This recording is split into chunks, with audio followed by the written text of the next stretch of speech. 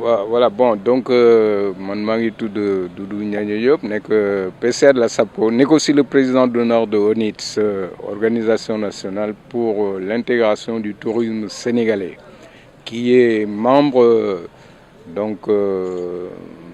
des décisions de créer ce festival à Thiès, qui sera une première d'ailleurs. Hein. Bon, vous savez, Thiès a besoin de renouveau. Bon, ça tombe bien avec la venue du président de la République,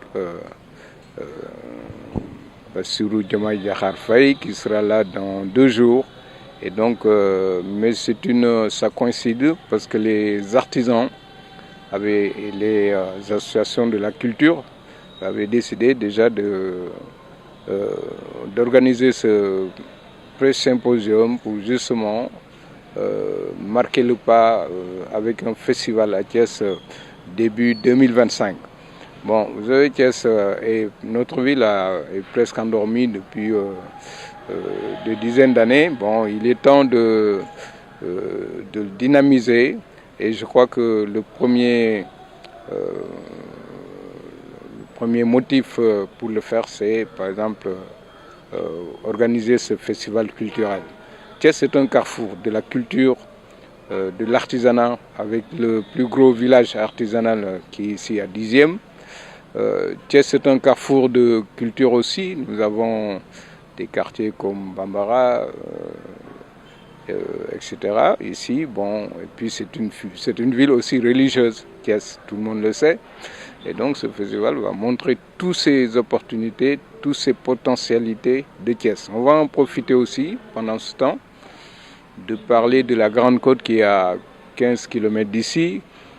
On a un espace géographique là-bas qui peut accueillir une deuxième station comme Saly, bon, qui est entourée de potagers pour faire de l'agrobusiness, par exemple, ou l'agrotourisme, hein, ici à Noto, à Mont-Roland. Et puis à 10 minutes d'ici, nous avons Noto Diobaye aussi pour du tourisme intégré. Bon, récemment, on a parlé de Aloukagne.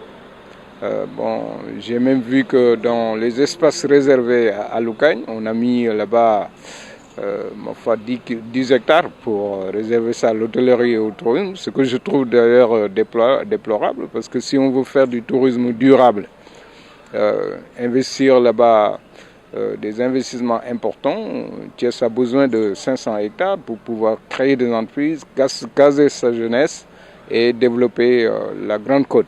Parce que nous avons les potentialités pour résoudre l'employabilité des jeunes à Thiès. Donc je souhaite et j'attire l'attention des hautes autorités, bon, qu'on regarde cette question de Thiès pour un renouveau, pour les rails, pour l'artisanat, pour la culture, pour le tourisme et pour la propreté de Thiès. Bon, l'assainissement, tout le monde connaît ces problèmes de Thiès. Depuis les années 70, nous vivons les mêmes calvaires aussi. Et le goulot d'étranglement se situe au niveau des chemins de fer. Donc, toute l'eau des pluies qui ruisselle et qui se dirige vers Mont-Roland, bon, sont bloquées ici au niveau des chemins de fer, juste avant que Mam Aladi, Ndegen, Fofiep, Ken Mounfedjar. Donc, je crois qu'il faudrait aussi que les autorités, les hautes autorités, appuient Thiès, parce que Thiès c'est un creuset de développement culturel, artisanal, touristique et artistique. Combien d'artistes de renommée internationale sont de Thiès?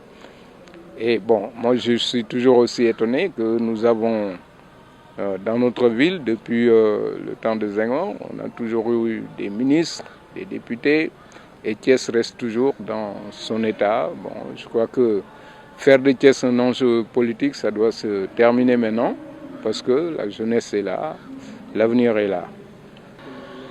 Bon, alors, il y a les trois représentativités. C'est le doyen Maguetam qui représente la culture. Ensuite, il y a Dame Gueye, qui est le président du village artisanal de Thiès, de 10e.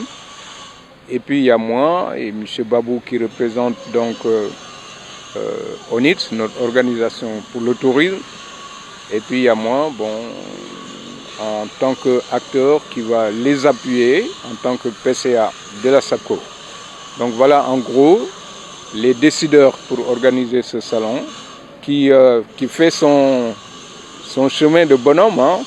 Mais déjà c'est quelque chose, on va l'encourager et je pense que comme ils sont motivés, bon ben c'est très bien. Ce qu'on appelle seulement c'est que tous les Thiessois, tous fils de Thiessois qui œuvrent dans ce secteur, dans l'artisanat et dans le